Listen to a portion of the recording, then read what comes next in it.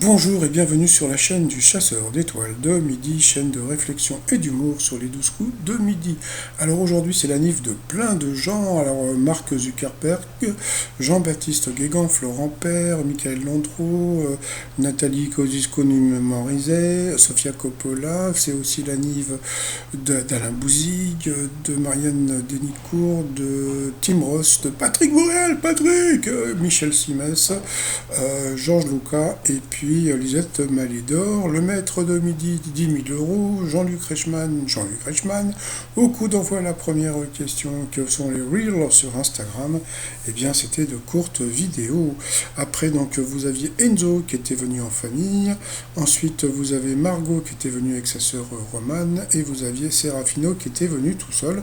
Entre temps mon ordinateur s'est arrêté pour faire une remise à jour, donc j'ai raté le début, donc je suis arrivé, le temps de redémarrer, c'était, voilà, donc il a été pris en duel, donc qui dit rouge dit duel, donc voilà, donc la question: à quel écrivain les services secrets britanniques doivent-ils la création de leur meilleur agent 007? Donc bien sûr c'était Ian Fleming, c'était une question assez simple comme d'habitude. Donc voilà, ensuite Romain, Enzo et Serafino se sont retrouvés au coup par coup. Alors dans quel film retrouve-t-on un animal qui parle? Donc bien sûr la mauvaise réponse c'était dans Marley et moi. Ensuite, qu'est-ce qui contient le mot coup? La mauvaise réponse c'était une parcelle de ferme close. Ensuite, quelle série télé compte au moins 10 saisons? La mauvaise réponse c'est Romain qui l'a donné, Magnum n'avait que 8 saisons. Ensuite, quel titre appartient au répertoire de Christophe Maé? Et c'est encore le maître de midi qui a donné la mauvaise réponse, c'était plus que tout. Donc sur cette question, il est passé au rouge. Qui dit rouge dit duel. Il a pris Serafino en duel, qui est tombé sur une question qui semblait simple pour lui, puisque quel film a inspiré le pseudonyme d'un célèbre performeur italien du cinéma pour adultes? Alors tu vas me dire, Rocco, c'est Rocco Siffredi, donc c'est Rocco et ses frères. Eh bien pas du tout, c'était Borsalino, puisque dans le film, son nom c'était Rock quelque chose. Donc il l'a eu dans l'os. Il faut savoir, ça je vous le dis tout le temps, quand le maître de midi vous prend en duel, vous allez avoir une question tordue, voilà, donc faut pas aller sur la facilité.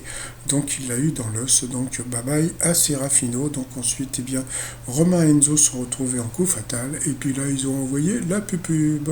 Allez, retour de pupube et première question. Alors d'abord, si un jour vous devez participer aux 12 coups de midi, alors petit conseil, vous allez voir les anniversaires du jour, parce que souvent vous allez avoir des questions sur l'anniversaire d'une célébrité. Donc on va commencer par cette question: de qui le film The Social Network raconte-t-il l'ascension? Donc c'était Zuckerberg.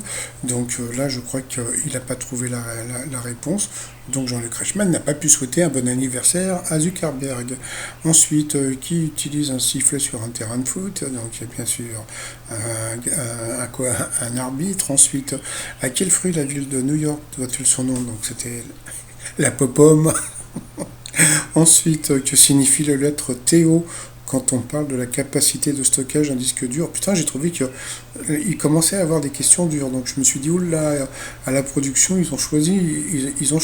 Donc bon, c'était, je sais plus quoi, Tetra, Octet, un truc comme ça. Bon, passons. Ensuite, quel comédien a incarné Brice Donis au cinéma? Donc c'était bien sûr Jean Dujardin. Quel sosie vocal de Johnny Hallyday a-t-on découvert dans la France un incroyable talent? Donc comme je vous ai dit, donc anniversaire du jour, je vous l'ai dit, vous l'avez vu en début de vidéo, donc c'était Jean-Baptiste Guégan. Donc si vous devez participer au 12 coups de midi et arriver en coup fatal, il faut réviser les anniversaires du jour. Donc voilà, donc c'était bien Jean-Baptiste Guégan. Ensuite, qu'est-ce que vous avez eu? Quelle expression latine désigne le nombre limite de candidats admis à un concours? Alors là, franchement, donc ça c'était pour Romain, c'était le numerus clausus. Franchement, là, tu sens que bon, ils ont voulu le gerber, donc voilà. Dans Peter Pan, comment s'appelle la fée? Donc Clochette. Donc une question dure, une question facile. Quand on a une frayeur, de quelle couleur est la peau? Ça c'était pour Enzo. Il a une couleur bleue, une peur bleue. Avec quels fruits sont faits les biscuits italiens appelés amaretti? Donc il a dit l'orange, je sais plus, je crois que c'était l'amande. Donc voilà. Ensuite, quel versant d'une montagne est opposé à Lubac? Alors franchement, ils ont donné la réponse, j'avais jamais entendu parler. Donc voilà, donc bon, comme je vous ai dit, hein, donc le Romain, si Romain regarde cette vidéo, bah, il va se rendre compte que bah voilà quoi, donc c'est pas Enzo qui a été le plus fort, c'est la production qui a voulu bah, faut reprendre l'avion, hein, voilà quoi, donc bon, voilà, ensuite quelle Diana chanteuse porte le même patronyme qu'un personnage de la série Friends? Donc bien sûr c'était Upside Down, Don't Turn Me Inside Out. Donc c'était Daniel Ross. Et puis à la fin, donc comment appelle-t-on la dernière partie d'un feu d'artifice? Eh bien c'était le bouquet final. Et bien justement c'était le bouquet final pour Romain qu'il a eu dans le Lolos. Mais bon, comme je dis à Romain, bon, bah, si il revoit donc toutes les questions, il va se rendre compte bah, qu'il s'est fait éliminer par la production. Bah, je sais pas pourquoi, mais bon, c'est vrai que bon, Enzo, vous verrez, regardez quand on le voit, il a l'air tout timide, tout mignon et tout. Regardez la tête qu'il fait. Il a l'air très gentil, il a l'air super gentil et tout. Donc bon, bah voilà, donc bon, il était ému. Bon, bah voilà. Donc non, non, c'est vrai. Comment dire en plus, bon, il sait des trucs. Bon, que, je sais pas s'il va rester longtemps, mais bon, il a l'air cool. Et puis bon, ça a fait pleurer ses parents. Donc voilà. Donc bon, bah tout le monde était content.